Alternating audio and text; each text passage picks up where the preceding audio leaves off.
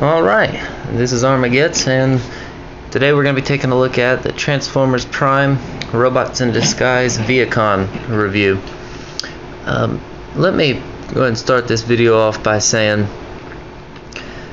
for every other first edition figure or second edition figure that had a first edition counterpart, I love the first editions so much more. They are so much better. This is the exception. This Vehicon, and don't get me wrong, I loved the first edition Vehicon. It was a great figure. Played with him a lot. But this one, in robot mode, let me go ahead and preface it by saying that in robot mode, this one is much better.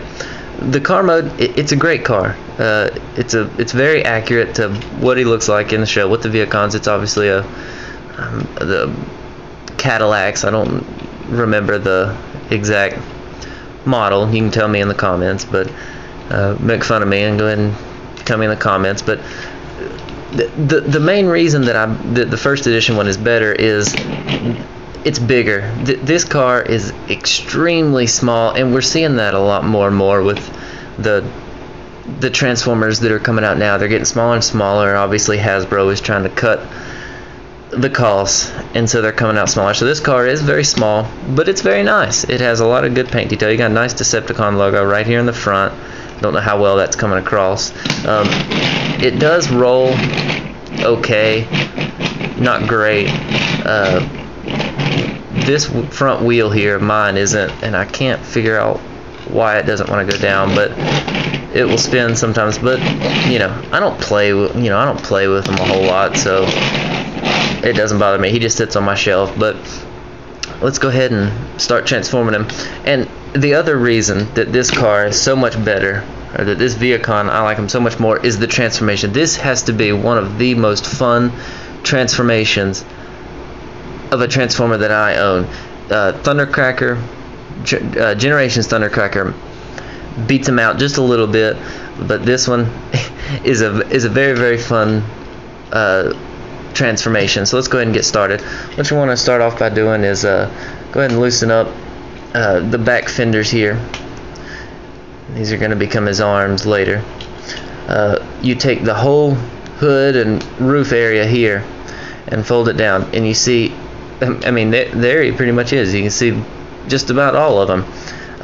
You separate, and these go in there really good. They snap in at 4 different points. There's points here, here, down here at the very bottom, and even here in the spoiler. There's latches, and they all come together, so it is secure in there. So you open that up, fold his legs down here, and there's also a pin here. And you, well, actually, I lied. I'm sorry. This is the fun part of it. His legs just completely fold into themselves. So you just fold, fold, fold, fold, and then you bring his legs down. I got a little ahead of myself there. And there, after you rotate these back, and there we have his legs done. Beautiful. For his arms, you just fold his hands out, and you have to yank. You pull on these. Don't yank, obviously, but you pull, and there his arms done. He's just he's a very simple figure. You can see his arms. They have that kind of bowed look, which is similar to what he looks like on the show. Now, this part, when you pull this back, you pull it up, pull the back of the car here, you pull it up, and there's the revealer. I didn't even think I got that in the camera, but you pull his hood up, and boom, there is his head. And that's in the new revealer line. These robots in disguise, most of them have some kind of revealing action in them. But there's transformed. Here's the Robots in Disguise Vehicon. Now, like I said, this figure is, in my opinion, in robot mode, so much better than his first edition figure. Let me get him off of my shelf.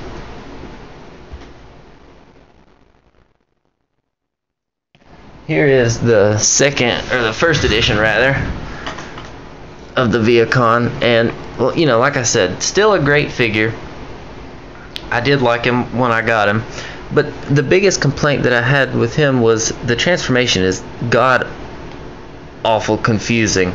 And the first edition has this backpack, which didn't bother me too much when I first got him, but when you compare it to the second edition ones, I mean, he's so streamlined, you just have nothing.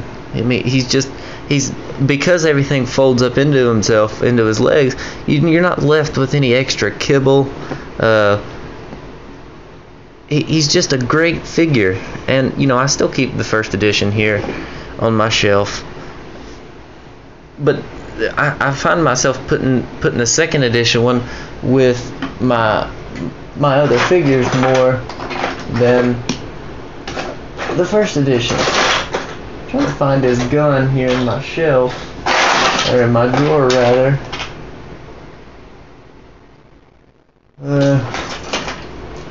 Not having any way. Here it is. Here is the gun that comes with him, and you know, I guess I was wrong. This is the other negative that you have with this figure. You have his gun here, and you know, you can hold it. He can hold it. You know, bleh. You know, that looks like crap in my opinion. Let's get first edition out of the way. He can hold his gun. I think that looks like crap. What you can also do is fold his hand in and have him hold it upside down, and I still think that looks like crap. And what the instructions actually tell you to do is to fold his hand in, and right here up top, I don't think you're going to be able to see it very good, but you see this little ridge right here, and it's very annoying to try to get on, but you snap the gun on. Come on, there we go. And this is what you're left with. You know, just that's what you can tell. They've just completely gotten away with trying to make the guns look like they're coming out of the hands. Aside from a couple of the first editions, Cliff Jumper did it really good. They did Cliff Jumper and Bulkhead. They did really good, but so I just don't even bother having him hold a gun. I just like him just to stand there and look awesome. He looks great. Nice Decepticon logo right here. Articulation. He's got full articulation in his head. His arms move 360 degrees and in and out. Nothing. You know, the first edition was very limited in his movement. Legs just full. You know, his feet. He can do whatever you want. I mean, you can have him in any number of really badass looking poses. Just a great all-around figure. Right now, I believe he's only boxed 1 to a case. I don't know if that's changed since I got mine. I got mine a couple months ago. It's probably a little more now. So he's a little bit harder to find, but pick him up if you see him. Let me go ahead and quickly, before I run out of time, let's go ahead and quickly transform him back. You fold his arms or his hands in and connect his arms back up to the back fender. Let's go ahead and get his head back underneath there. Lift his feet up, lift his legs up, fold his feet in, unfold everything, which is just as fun unfolding them as it was to fold it back up. Those 4 peg points that I showed you before, you snap them all in, just like that, and then just as easy as before, you just collapse them back in on itself. Put his shoulders back forward, connect, and kind of just mess with everything. And uh-oh, that ain't good. There went a wheel. It just slides back on there. And one of the annoying parts is getting everything to fit here. These front fenders tend to be the hardest, You just kind of have to get them over the lips, but there we go. There is the Vehicon back in his alt mode, his Mercedes-Benz, very stylish looking. Thank you for watching, everyone. This is the Transformers Prime Robots in Disguise Vehicon. My name is Armageddon, and thank you.